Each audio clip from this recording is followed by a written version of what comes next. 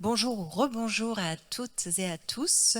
Nous enchaînons donc du coup sans plus attendre avec cette deuxième table ronde qui constitue finalement le prolongement de la première, puisque là nous aborderons la question de la revalorisation des collections d'art et traditions populaires et rurales pour voir comment leur redonner du sens. Et voilà, pour vous présenter les intervenants, je vais tout de suite passer la parole à Clémence. Bonjour à tous. Pour répondre à cette question, nous interrogerons Florence Coutier, directrice scientifique et culturelle du Musée des Maisons Comtoises. Nous aurons également Laurent Védrine, directeur du Musée d'Aquitaine, et en collaboration Marie Potcher, directrice du Musée d'Alsace, et moi-même Clémence Roussotte, étudiante en M1 DPEC à l'Institut d'Hydro. Je laisse la parole pour la première question à Marie Potcher. Alors, effectivement, avant d'entrer direct dans le vif du sujet, il nous a semblé important, lors de la préparation de nos échanges, de prendre un petit peu de temps pour présenter ces collections, leur histoire au sein de vos institutions, comment et quand est-ce qu'elles ont été collectées, données, comment est-ce qu'elles ont été présentées, et ensuite comment ces produits, ce désamour, si on peut dire, qui a conduit à la situation actuelle.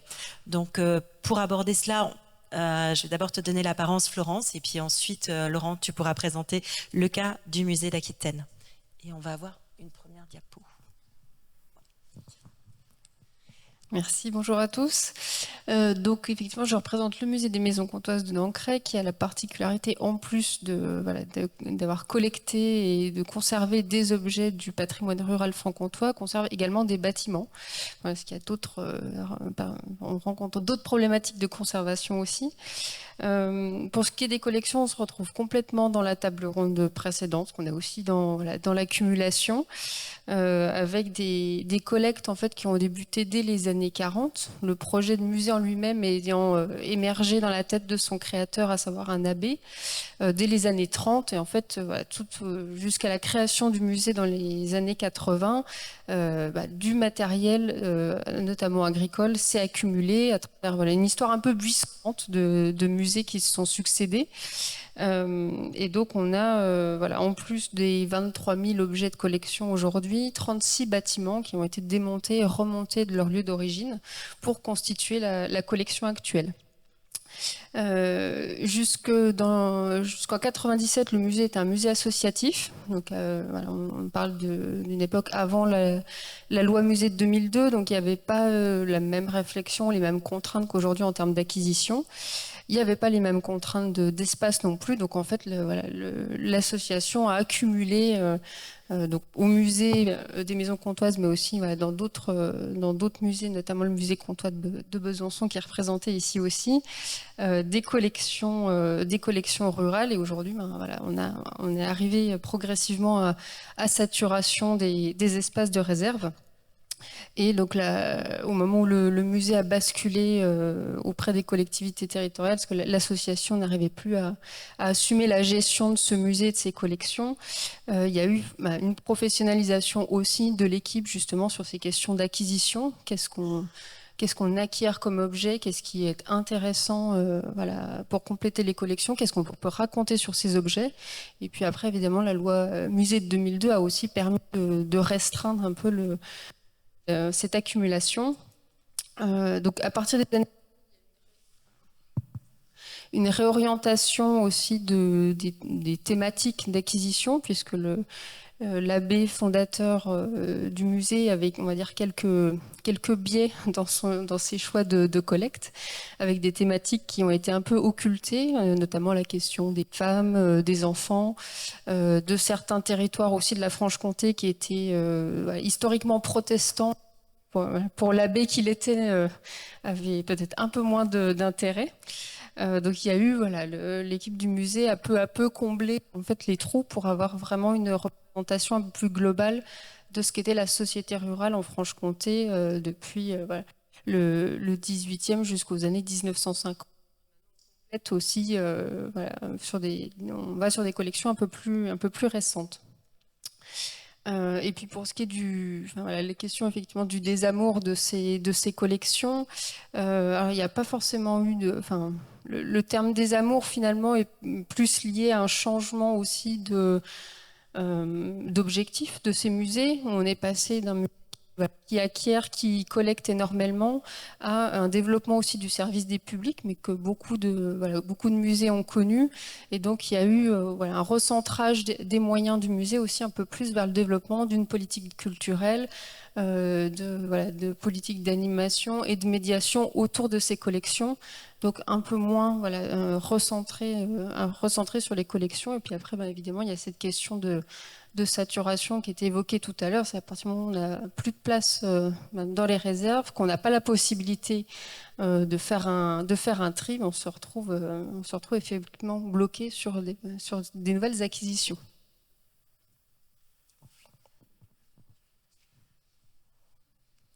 Oui, alors le musée d'Aquitaine, donc c'est un musée qui se trouve à Bordeaux, dans la région aujourd'hui qui s'appelle Nouvelle-Aquitaine.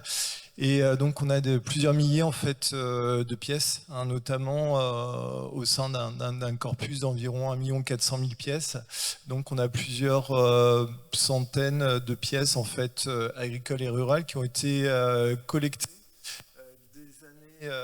Collecté donc des années 60 donc aux années 90 dans le cadre en fait d'une planification à l'échelle nationale de Georges-Henri Rivière donc qui s'appuyait donc sur un certain nombre de musées régionaux installés dans les capitales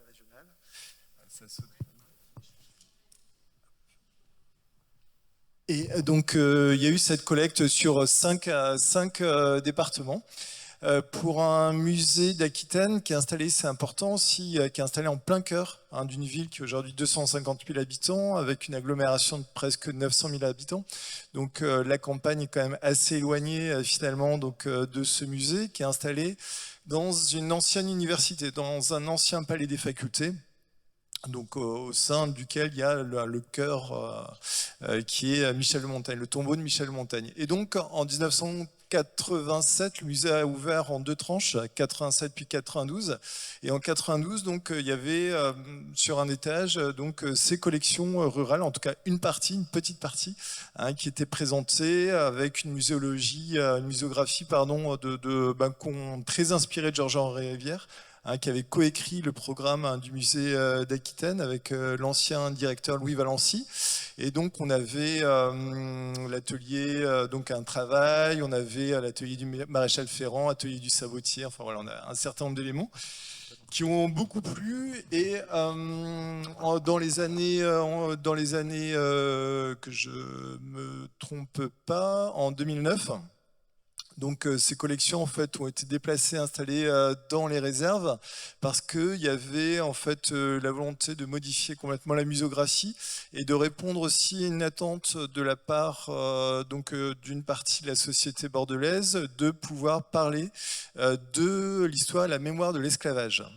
Et donc, il y a eu vraiment cette volonté de pouvoir parler, en tout cas c'était la réponse politique qui a été donnée par la municipalité de Bordeaux en disant il y a un musée d'histoire et un musée de société qui est le musée d'Aquitaine, et la réponse par rapport à ces deux demandes de rendre visible cette histoire de l'esclavage, ça se tiendra dans des salles d'exposition du musée d'Aquitaine, et donc on a en fait transféré ces collections donc dans ces réserves. Ici c'est une réserve de 2500 m² qui est à l'extérieur du bâtiment, qui est hors du centre de Bordeaux, pour parler en fait plutôt d'une ouverture océanique, vraiment focalisée plus sur l'histoire du port de Bordeaux, donc au XVIIIe siècle, avec donc tout cet aspect de l'histoire de l'esclavage et de ses résonances contemporaines.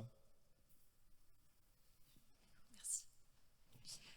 Florence, tu nous parlais plutôt de l'architecture, et j'aurais aimé te demander, d'après toi, comment est-ce qu'elle met en évidence le lien entre les savoir-faire traditionnels et les innovations actuelles ?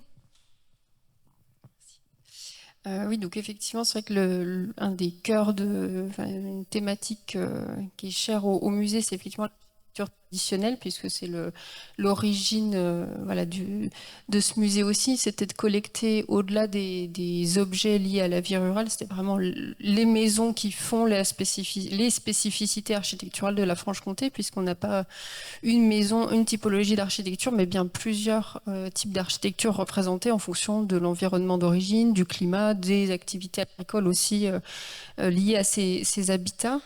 Et donc, c'est vraiment l'origine du projet. L'abbé Gardner qui a fondé le musée avait vraiment comme souhait de pouvoir, dans un même lieu, assembler un échantillon de fermes et d'édifices ruraux pour présenter justement à la fois ces techniques traditionnelles qui étaient en train de disparaître, puisque voilà, après la Seconde Guerre mondiale, les bâtiments ne sont plus adaptés finalement à l'agriculture telle qu'elle se transforme. C'est le début des grands hangars, etc. Parce que les machines, les cheptels, les récoltes augmentent et les fermes traditionnelles ne sont plus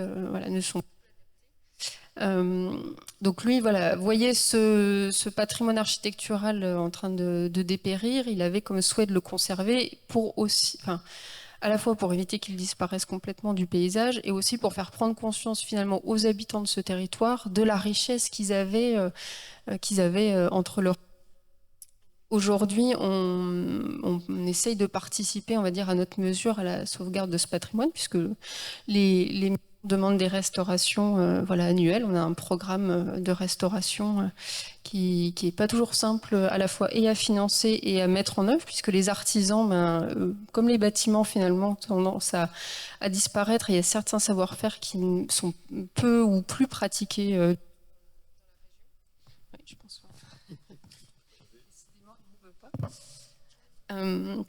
Et donc, aujourd'hui, on est identifié comme un lieu de ressources justement pour ces techniques traditionnelles qu'on contribue, alors pas nous-mêmes, mais en tout cas les artisans qui existent encore à montrer leur savoir-faire. Donc, on a aussi bien, par exemple, des particuliers qui nous appellent en disant, j'ai acheté une ancienne ferme dans le secteur du Haut-Doubs, j'aimerais la restaurer avec des techniques traditionnelles, comment est-ce que je peux faire?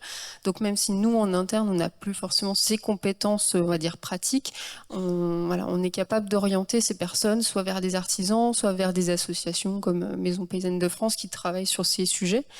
Et puis on accueille aussi des instituts de formation pour des professionnels ou des particuliers. Et le musée sert vraiment de support pour ces pratiques. Donc on peut venir se former au musée sur la pratique des enduits à la chaux, par exemple. On a des maçons traditionnels qui viennent également, des charpentiers.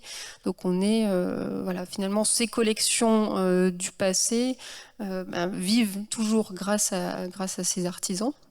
Donc, ce que le musée contribue à faire. Et on est vraiment sur... finalement, je fais le parallèle avec ce que disait François Jarige hier soir, mais on réinvente pas des choses. Finalement, on redécouvre aussi des techniques qui n'ont jamais forcément disparu, mais qu'on arrive à réactualiser aussi pour s'adapter là, en l'occurrence, au confort moderne qu'on attend aussi d'une maison, mais en reprenant des techniques qui ont été, on va dire, ponctuellement oubliées. Merci Florence.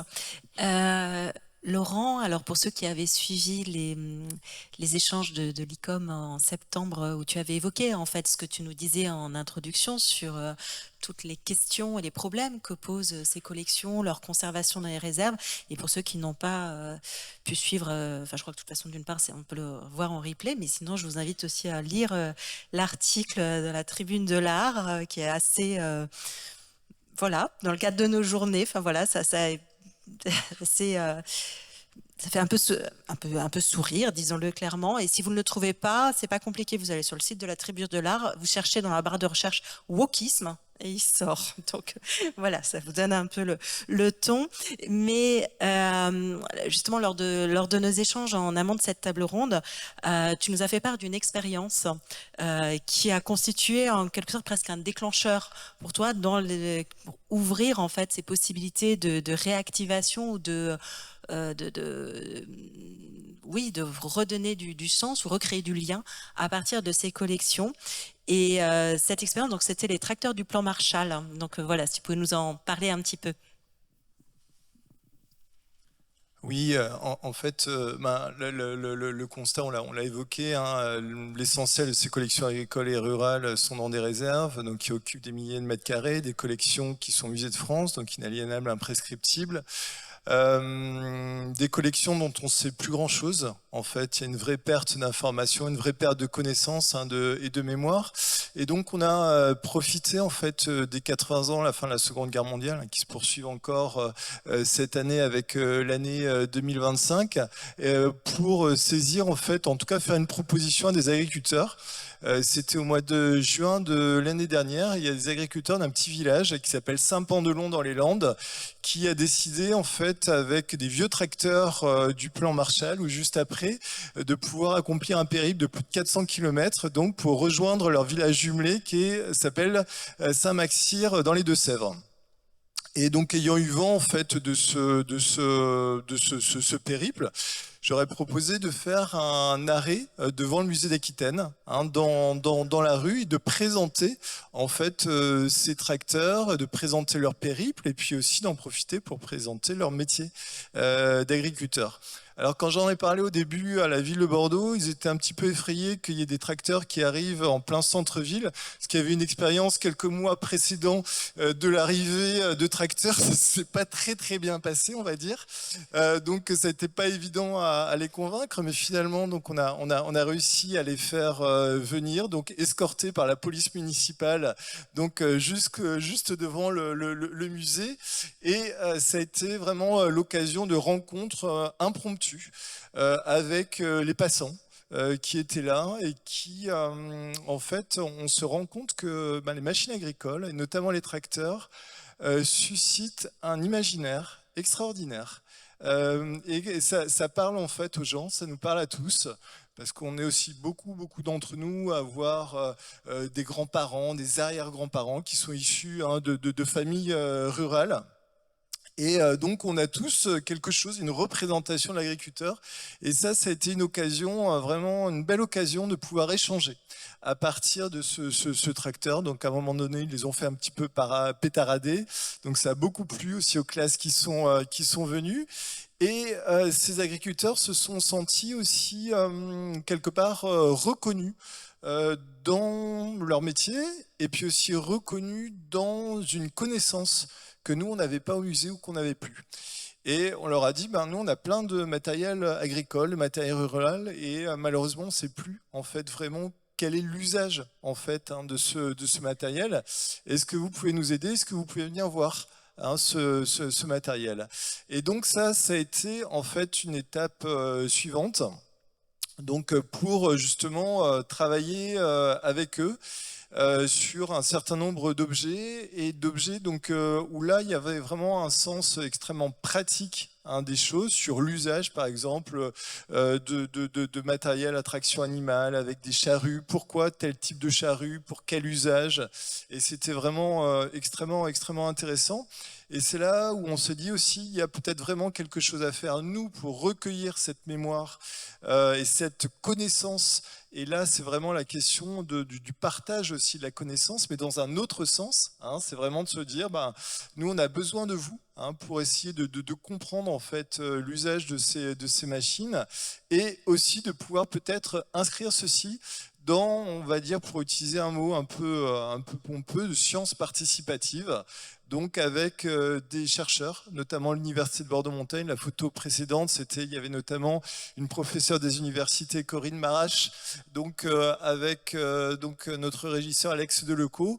Et l'idée, c'est vraiment de pouvoir construire en fait un programme de recherche aussi avec une équipe d'ingénieurs, mais je vais en parler un petit peu plus tard, pour à la fois cette notion de mémoire, mais aussi pour avoir une dimension prospective, se dire mais ces objets, ils ont peut-être aussi une utilité, ils ont peut-être des choses à nous dire pour imaginer aussi quelque chose pour demain. Pour continuer avec cette idée de mémoire, Florence, est-ce que tu pourrais nous parler un peu plus en détail de comment les collections art traditionnel et populaires des maisons comtoises de Nancray permettent de questionner la place de la mémoire et de sa réactivation surtout. Oui, alors là, la muséographie du coup du musée qui, voilà, entre autres, consiste en la reconstitution d'intérieur de fermes franc-comtoises au fil des époques, contribue finalement à mettre voilà, une certaine mise en scène des objets et les rendre beaucoup plus parlants, en tout cas, qu'un objet qui serait présenté, on va dire, de manière un peu hors sol dans une vitrine. Là, tout de suite, la création voilà, de ces espaces, d'une certaine ambiance aussi sur laquelle on essaye de travailler, permet justement voilà, cette plongée pour certains voilà, dans une mémoire d'intérieur, de parents, grands-parents, arrière-grands-parents. Donc voilà, ça facilite aussi cette transmission. On a un public qui est essentiellement un public familial, intergénérationnel aussi souvent. Donc il est vraiment pas rare qu'on entende voilà, des paroles de visiteurs, de grands-parents expliquer à leurs enfants que oui, cet outil, cet objet, ils l'ont connu, ils l'ont utilisé, ou en tout cas ils ont vu voilà, les générations précédentes s'en emparer. Donc il y a vraiment du coup cette transmission qui se fait pas forcément justement par l'intermédiaire du personnel du musée, mais bien entre visiteurs. Et puis on a, du coup, ce point de vigilance aussi à avoir, et on le sait, c'est ce qui a été inscrit aussi dans le PSC qui a été validé en 2021, c'est que le musée a ouvert ses portes en 88, les muséographies justement sur les plus récentes datent de 1950, sauf qu'aujourd'hui, voilà, le temps avançant, 1950, c'est une période qui parle de moins en moins à nos visiteurs aussi.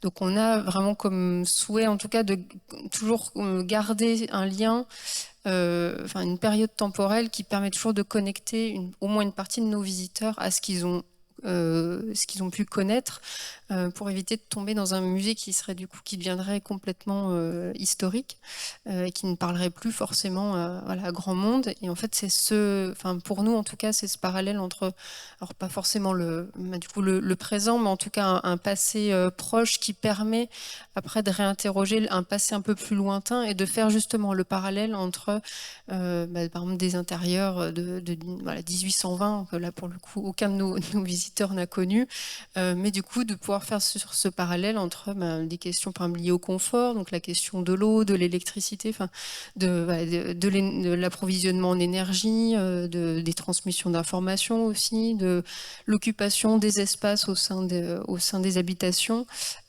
Si on n'a plus une connexion avec une période on va dire récente qui est familière pour nos visiteurs, on se rend compte que justement ce questionnement autour de ces sujets, il est plus difficile, ou en tout cas il vient moins facilement à nos visiteurs. Donc on a vraiment ce souhait de garder ce contact. Et puis c'est vraiment ce qui suscite l'émotion aussi pour les visiteurs, c'est de retrouver quelque chose qu'ils ont connu pour certains. Et puis on a mis en place aussi une animation il y a quelques années qu'on a appelée la charrette du colporteur, qui autour d'objets un peu insolites, on va dire, permet de questionner les visiteurs sur des objets dont le sens, l'utilisation n'est pas forcément évidente comme ça au premier abord. Et là aussi, on voit justement ces transmissions entre un public qui est plus jeune et qui, pour certains, ne serait-ce qu'un moulin à café, c'est quelque chose de complètement exotique. Et du coup, ce lien, ces transmissions de souvenirs que peuvent avoir les générations de visiteurs entre elles.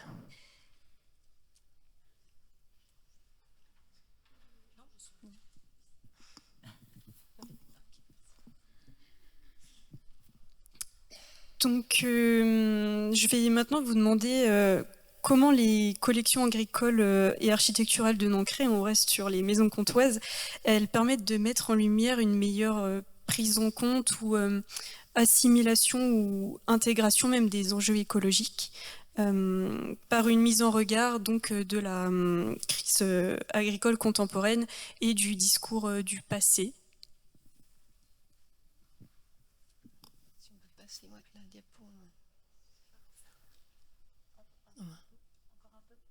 Merci.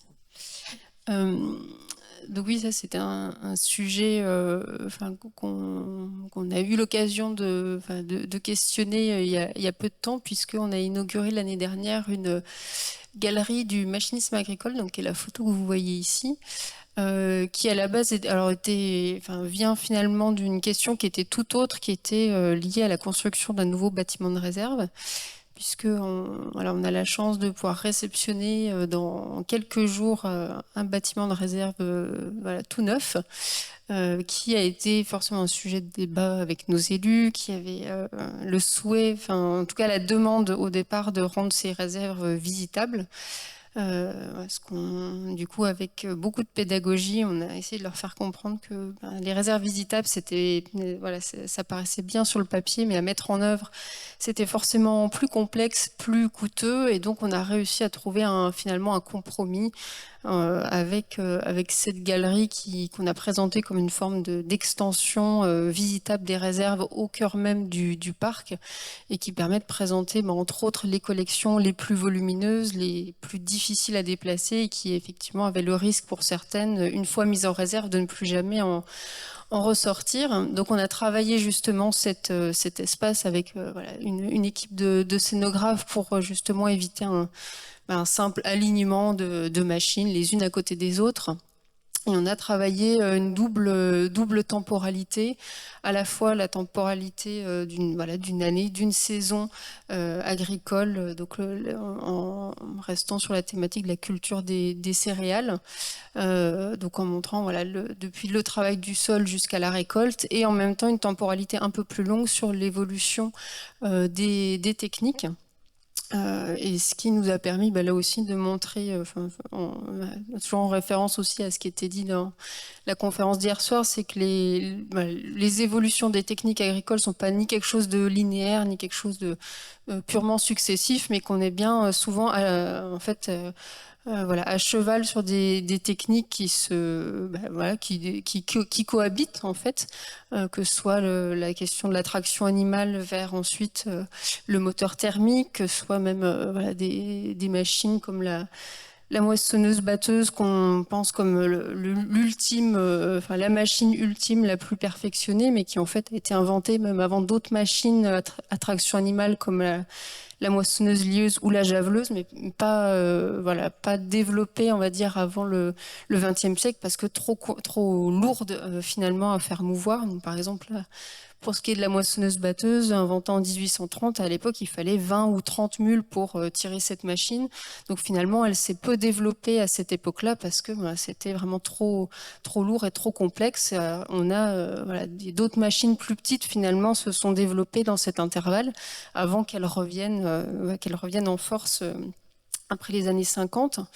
Donc on réinterroge finalement nous aussi la question de l'évolution des techniques au regard aussi justement des problématiques actuelles et des machines qui deviennent de plus en plus grosses mais plus consommatrices du coup en énergie, et ce que ça implique aussi derrière comme changement, la question de l'arrachage des haies, etc. Qui forcément se pose aujourd'hui. Et puis on a fait le choix, au-delà de la présentation des machines, de recontextualiser aussi l'histoire agricole du siècle dernier avec la diffusion d'images d'archives.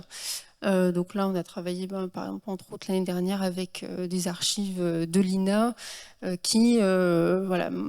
a fait une sélection de vidéos, notamment qui sont presque des vidéos de propagande finalement pour le progrès, qui vantaient les mérites des intrants, des engrais, etc., et qui montrent une vision de l'agriculture qu'on n'a peut-être plus aujourd'hui, mais qui permet aussi de comprendre finalement cet héritage et de comprendre pourquoi, la question, la lutte qu'il peut y avoir aujourd'hui entre ruraux, urbains, le sentiment d'incompréhension que peuvent avoir certains agriculteurs, en réinterrogeant et ces machines et les images d'archives qui sont associées, on comprend aussi que les agriculteurs ont été finalement vraiment poussés vers ces technologies, qu'ils ont voilà, eu comme injonction finalement de produire beaucoup plus au sortir de la Seconde Guerre mondiale, et qu'aujourd'hui ils se sont retrouvés en fait emprisonnés dans un système vers lequel voilà, ils ont été poussés sans forcément qu'on interroge les limites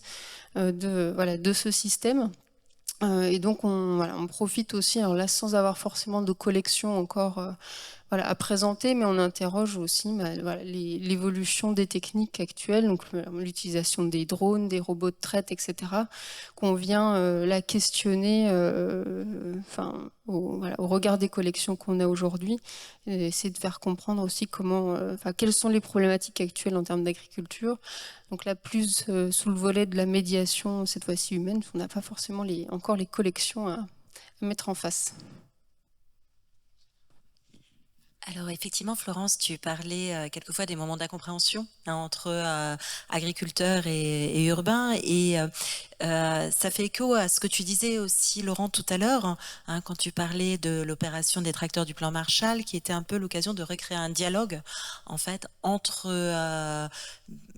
voilà, les agriculteurs, les personnes du monde rural, les personnes en milieu urbain, et c'est aussi quelquefois un peu l'occasion de rebattre les cartes en fait entre ceux que l'on considère de manière sans doute trop hâtive comme étant les sachants, les novices de l'autre côté. Voilà, donc je pense que tous les deux, vous auriez des choses à nous dire sur cette question-là. Comment aussi la reconsidération de ces collections, c'est aussi un moyen peut-être de recréer du lien entre ville et campagne, voilà, avec toutes les questions qui se posent dans nos sociétés aujourd'hui. Alors peut-être Laurent et ensuite Florence. Oui, et la diapo avant, voilà. En fait, une des questions qu'on s'est posées, c'est ce paradoxe où de plus en plus on parle de transition écologique et sociale.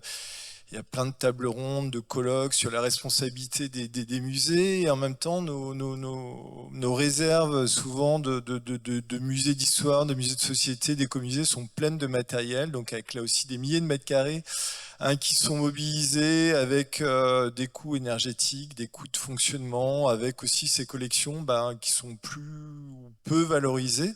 Donc pour nous, c'est un vrai paradoxe. Et encore une fois, la question par rapport à ces collections, c'est déjà quel est leur sens aujourd'hui, quel est leur sens aussi avec d'autres problématiques. De plus en plus aujourd'hui, on parle de l'alimentation, d'où vient notre alimentation.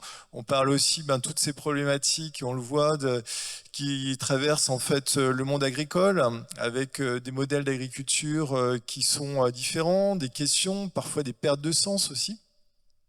Et on s'est dit, pour arriver justement encore une fois à faire parler ces collections, il faut qu'on arrive à travailler avec des chercheurs, mais aussi avec des agriculteurs. Et là, vous voyez, en fait, en premier plan, là, c'est une autre réserve du musée, avec donc une charrue métallique, en fait, qui était utilisée dans le Médoc, et qui est utilisée spécifiquement pour travailler donc entre les rangs de vignes. Et donc une charrue qui est extrêmement adaptée. Et je pense que c'est ça aussi la valeur ajoutée, la force de ces collections, à condition encore une fois qu'on les fasse parler. C'est pas du tout du matériel qui a été fait en série.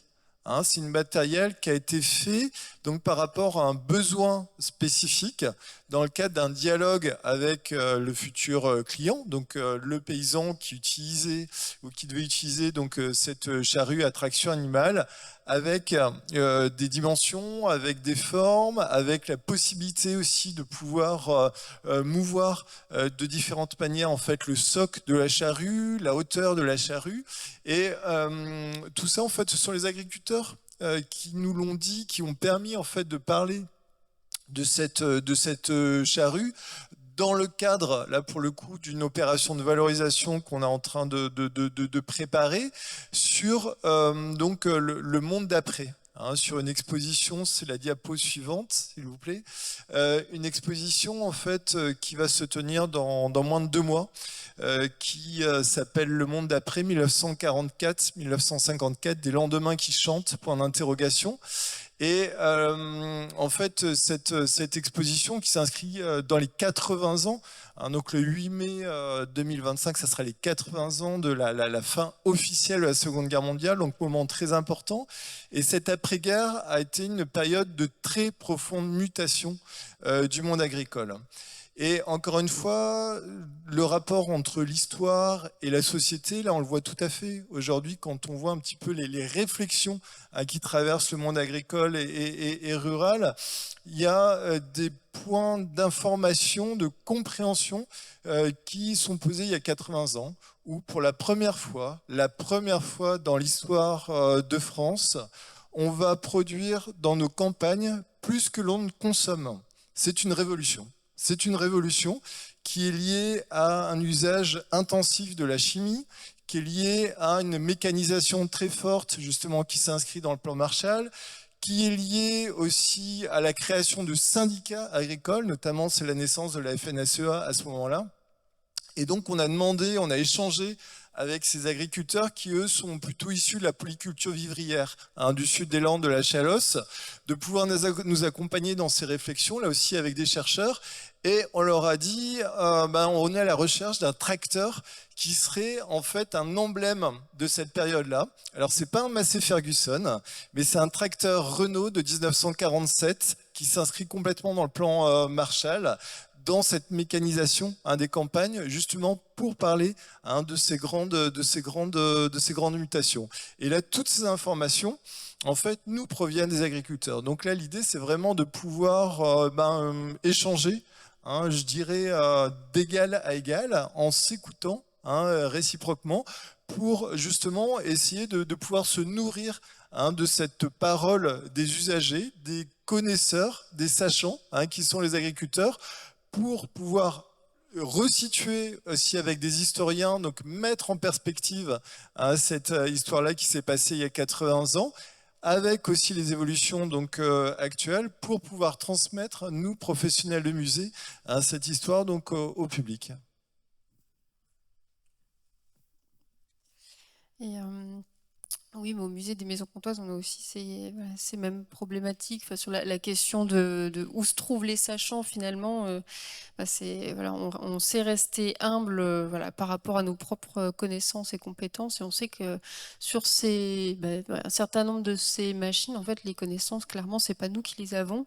Et donc, quand on cherche à documenter nos collections, pour lesquelles on a des informations là aussi très très parcellaires, comme beaucoup d'entre nous, on va chercher les connaissances là aussi, là où elles sont.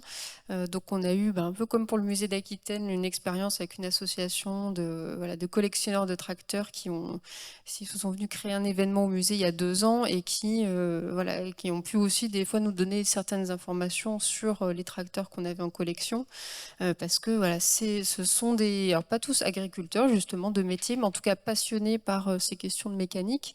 Et donc la question se pose dans les années à venir sur la conservation de ces machines, parce qu'on sait que un tracteur, on le conserve pas forcément comme un tableau. Il y a la question des huiles moteurs, etc., des plastiques, des pneumatiques, qui sont un vrai sujet, pour lesquels on n'a pas forcément de restaurateur agréé, Musée de France, à mettre en face. Et donc, on va chercher finalement les personnes qui sont les plus à même de connaître ces collections et de nous aider, alors pas pour le moment pas à les restaurer, mais en tout cas à éviter qu'elles se dégradent davantage.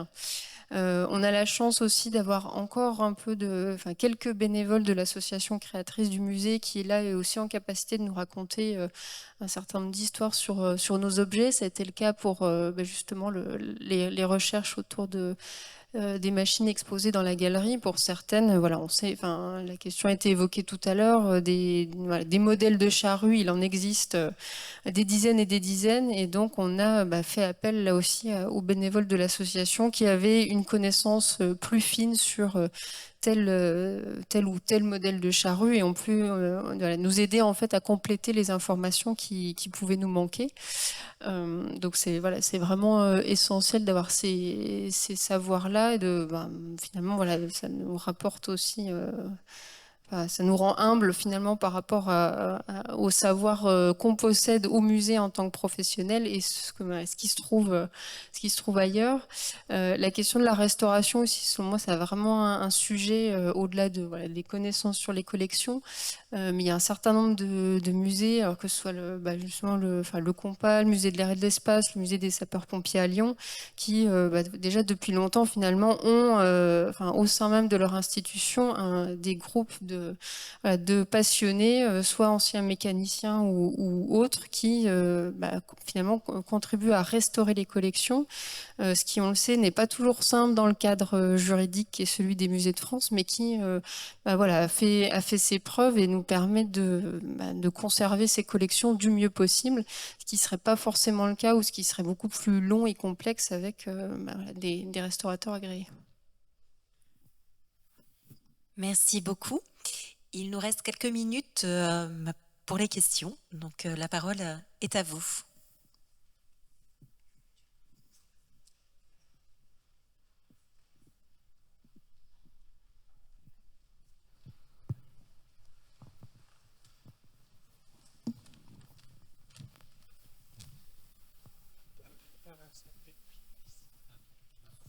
Oui, donc Marielle Guinguénaud, Compas, justement. Donc merci pour cette présentation.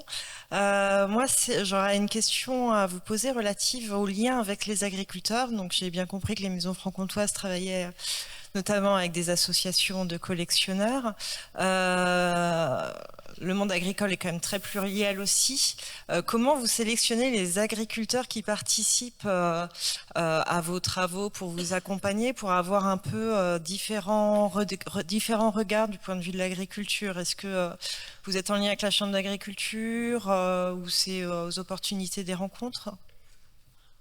Alors nous, s'agissant vraiment là de la question liée aux collections mécaniques, comme je disais, c'est aussi le tissu associatif local une connexion qui s'est faite entre le musée et cette association qu'on n'est pas forcément nous allés chercher, mais la connexion c'est en fait à la base sur avec l'objectif d'un événement culturel. Finalement, le lien s'est fait de cette façon-là. On n'est du coup pas forcément en lien avec les agriculteurs sur les questions liées à nos collections, mais plus là, cette association dans laquelle il y a effectivement des agriculteurs, mais c'est pas pour la pratique actuelle de leur métier qu'on est forcément en contact avec eux. Nous, clairement, ça a été en fait un effet d'opportunité. C'est vraiment arriver à faire en sorte que ces agriculteurs, on puisse les accueillir, qu'ils puissent franchir les portes, qu'on puisse leur ouvrir aussi les portes de nos réserves. Et puis voilà, c'est vraiment aussi une construction d'un échange avec une connaissance et un respect mutuel. Donc pour l'instant, on n'a pas élargi. Déjà, on essaye de continuer ce travail. On va l'élargir à un moment donné, je pense, parce que notre prochain objectif, il va y avoir l'expo là, le monde d'après. On va voir aussi un petit peu les réactions que ça va susciter, parce qu'on va parler d'un certain nombre de sujets, donc la question de la mécanisation avec la chimie, d'autres questions, là plus d'ordre domestique, mais qui posent aussi la question du genre et du rôle de la femme et de l'homme, notamment avec un sujet qu'est la lessive, donc après-guerre. Comment ça se passe ? Et donc un troisième sujet autour de la forêt qui brûle, parce qu'en 1949, il y a eu des incendies gigantesques dans les Landes de Gascogne. On a eu une résonance il y a 3 ans avec ces forêts. Là aussi, ça a été un traumatisme. Il y a eu près de 89 victimes. Et donc ça a été aussi la création des chemins forestiers, ce qu'on appelle les DFCI. Donc il y a eu plein de conséquences. Donc encore une fois, à chaque fois, l'idée c'est de parler de cette histoire et de parler de ces résonances contemporaines. Et donc l'autre étape, ça va être normalement, donc on va répondre à un appel à projet de l'ANR, et là on va élargir le cercle des partenaires, notamment du côté du monde agricole. Je complète aussi sur voilà, un sujet qui est moins lié aux collections, mais on a fait appel il y a maintenant quelques années à Noël Barbe, dont on parlait tout à l'heure, donc qui est conseillère en ethnologie à la DRAC Bourgogne-Franche-Comté, pour, voilà, dans le cadre d'une préparation d'une exposition consacrée enfin, à l'élevage. Et au rapport homme-animal de manière générale. Et puis, on a commandé donc à Noël Barreux et Flavie Ayot, qui est une autre ethnologue qui travaille avec lui, sur la question du rapport homme-animal dans le monde agricole, donc chez les éleveurs. Donc là, eux sont allés à la rencontre effectivement des agriculteurs, mais parce que voilà, on a fait appel à des ethnologues professionnels justement sur ces questions. Donc là, c'est eux qui ont choisi voilà, le panel d'agriculteurs auquel vous souhaitez faire appel pour cette enquête, cette étude. On a, par la suite, au moment de l'inauguration de l'exposition, on a recontacté voilà, ces agriculteurs pour essayer de les inviter, de les impliquer aussi un peu plus dans le musée, et qui voient aussi à quoi avait servi cette étude. Malheureusement, on a eu beaucoup de mal à les mobiliser, en fait, hein, parce que bon, à la fois il y a eu un temps assez long entre le début de l'enquête et la réalisation de l'exposition. Donc, on a eu certains cas même d'agriculteurs qui se souvenaient à peine qu'ils avaient participé à cette enquête. Mais en tout cas, voilà, on a souhaité entretenir ce lien d'une certaine façon, et on se rend compte qu'on a eu beaucoup de mal. Donc là aussi, parce que voilà, sans doute pour eux le monde muséal et l'exposition qui était associée à cette enquête était un peu éloigné aussi de leur quotidien et des problèmes qu'ils pouvaient rencontrer. Voilà, donc c'est un écueil qu'on a eu sur cette expérience en particulier. Oui, je voulais juste rajouter quelque chose qui me semble absolument essentiel par rapport à ces collections. C'est comment ces collections peuvent vraiment servir de source d'inspiration pour le futur, pour de nouvelles pratiques. Et autant sur la mémoire, bon, il y a un travail, je pense qu'on est relativement à l'aise pour le faire avec les bonnes personnes. Pour imaginer, pour inventer quelque chose à partir de ces collections, c'est souvent plus compliqué. Il y a une piste qu'on va essayer d'emprunter, peut-être qu'elle va s'arrêter très vite, mais c'est sur la question aujourd'hui des outils agricoles qui sont habituellement employés. Aujourd'hui, les outils agricoles qui sont employés sont des outils qui sont extrêmement lourds, mais vraiment très lourds. Vous voyez les tracteurs John Deere ou autres qui pèsent plusieurs tonnes, le matériel aussi pour le travail du sol, qui fait qu'il y a un écrasement de la terre qui perd en fait de son rendement par rapport à ce poids en fait du matériel. Le matériel que l'on a nous dans nos collections, c'est un matériel qui est beaucoup plus léger, qui permet là aussi d'avoir des labours qui sont moins profonds. On le sait aussi que ça appauvrit la terre. Donc voilà, l'idée c'est peut-être d'explorer cette piste justement des outils aratoires qui étaient hyper adaptés à un terroir, à un besoin, à un usage particulier par rapport à un certain type de production en fonction de telle saison, justement pour donner à réfléchir par rapport à des inventions en s'inspirant en fait de ces outils, encore une fois, qui étaient extrêmement adaptés à un moment donné à un usage particulier et à un contexte tout à fait aussi particulier. Voilà, très bien.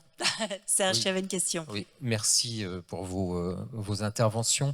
En fait, c'est pour m'inscrire un petit peu dans la continuité là, de ce que vous disiez. Je trouvais intéressant effectivement de renouer le dialogue entre agriculteurs et gens de la ville et enfin voilà tout ce que vous avez expliqué.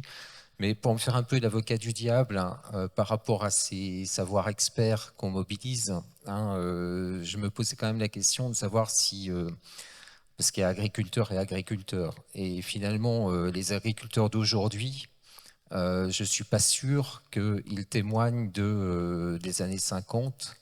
45-50, de façon très... enfin, ils ne sont pas forcément les descendants des années 45-50. C'est-à-dire, quand on regarde l'histoire du remembrement, par exemple, les paysans n'en voulaient pas. Ça a été imposé de façon très contrainte, forcée, avec des résistances dans le milieu agricole, etc. Aujourd'hui, si vous interrogez les petits-enfants de ces agriculteurs qui sont... qui vont être à la FNSEA, etc., ils vont pas vous raconter cette histoire-là. Ils vont pas raconter l'histoire de la résistance paysanne des années 50. Hein. Ils vont défendre l'option vision moderniste de la FNSEA d'aujourd'hui. Donc, j'avais un petit peu un doute sur le savoir expert sur ces années-là par rapport à ça, mais on pourrait faire la même analogie avec les fruitières de comté dans le comté. Voilà, aujourd'hui, on sait que les surproductions de comté, c'est des pollutions énormes. Hein. La Loue est une rivière morte, on a appris récemment, parce que il y a des pollutions, voilà, qui sont du fait de la surproduction de comté. Et c'est pareil, je ne pense pas que les agriculteurs aujourd'hui qui sont dans cette surproduction, ils vont avoir un regard critique nécessairement sur cette période et sur cette fuite en avant dans toujours plus de rentabilité de production, etc. Donc il y a agriculteurs ou agriculteurs et paysans, donc qui on interroge, hein.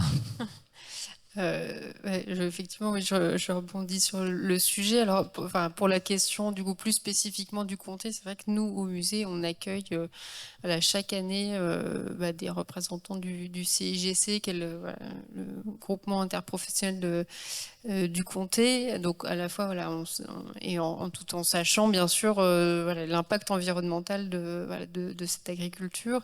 Mais voilà, du coup ils sont présents au musée. Nous on fait pas de militantisme non plus.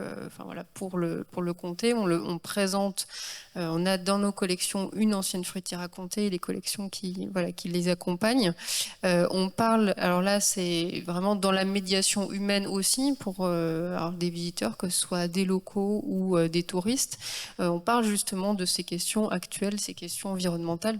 Aujourd'hui, la filière comté, voilà ce qu'elle a comme impact. Donc on est là aussi sans une idée, la question du musée militant, je sais que ça a déjà été évoqué à la FEMS. Donc pour nous, l'idée c'est de donner des clés de compréhension aux visiteurs qui après peut se faire aussi sa propre opinion. Par rapport justement à la question des agriculteurs des années 50 qui sont plus forcément là aujourd'hui pour témoigner de ces changements qu'ils ont connus.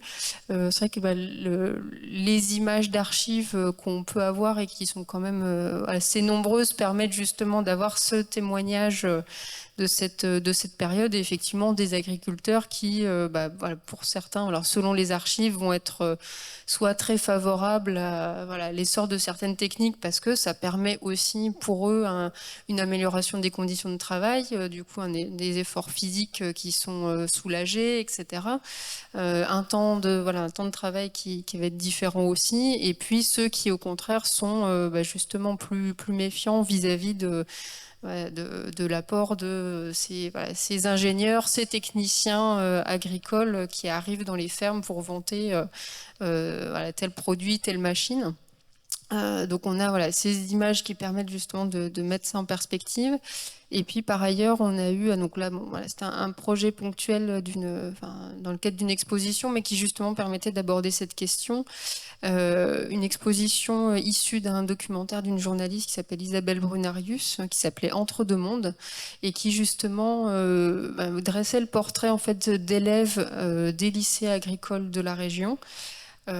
Qui était justement entre deux mondes, c'est-à-dire à la fois pour certains, alors pas forcément d'ailleurs enfants, fils ou filles d'agriculteurs, mais qui étaient confrontés par exemple sur leur lieu de stage, d'apprentissage ou de leur histoire familiale à une agriculture intensive, avec les fêtes des labours, etc. Du coup des pratiques qui sont aujourd'hui remises en cause.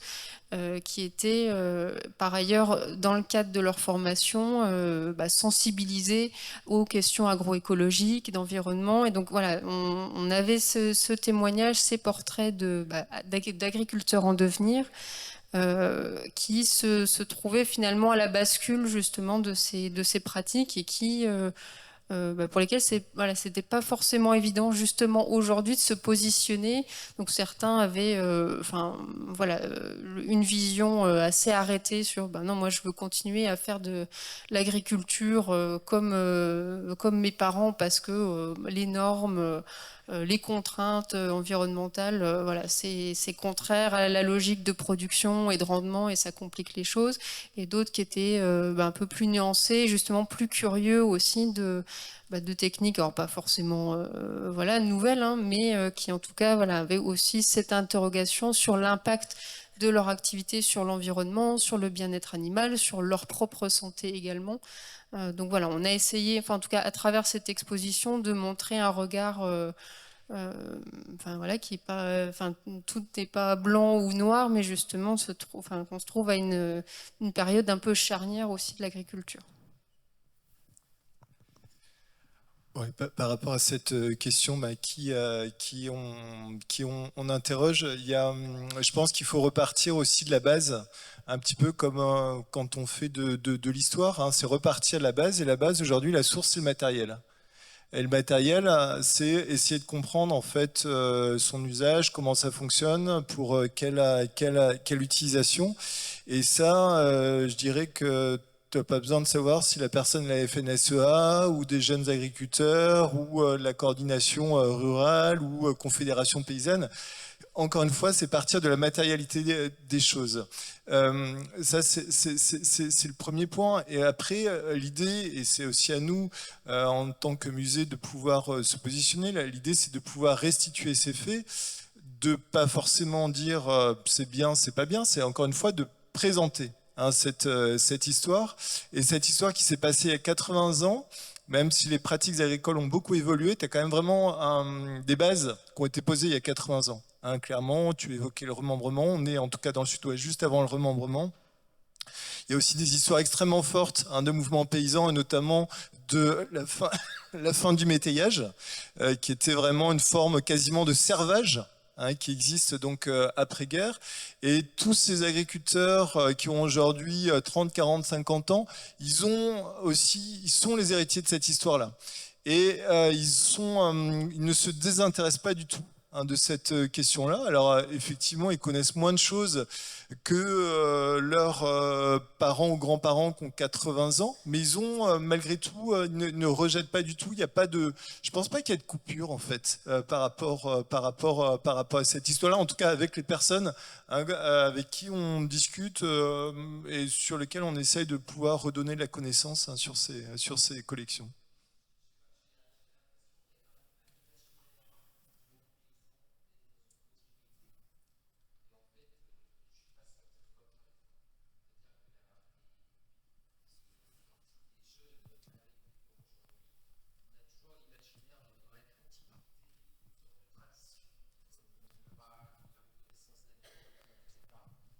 En fait, peut-être voilà, c'est une sorte de mythologie qu'on a dans les campagnes aussi. Et je ne suis pas persuadé qu'aujourd'hui, les jeunes agriculteurs soient vraiment, finalement, ils ne sont pas du tout proches de la vie de leurs grands-parents. On est dans des ruptures totales, et voire dans une ignorance totale des raisons et des façons. Donc c'est pour ça que je suis un peu des doutes quand même. Avec le savoir expert, je vais dire, d'une période ou d'outils dont voilà mais parce que le monde rural, il est comme la plupart d'entre nous, il y a des ruptures fondamentales, je pense, avec ce qu'était la vie de nos grands-parents, etc. Et y compris dans le monde rural, quoi. Et à ce moment-là, qu'est-ce qu'il faut faire venir pour justement redonner du sens et de l'histoire, de la connaissance sur ce matériel, si ce n'est les agriculteurs aujourd'hui qui sont volontaires, hein, qui veulent aussi, qui ont des choses à dire.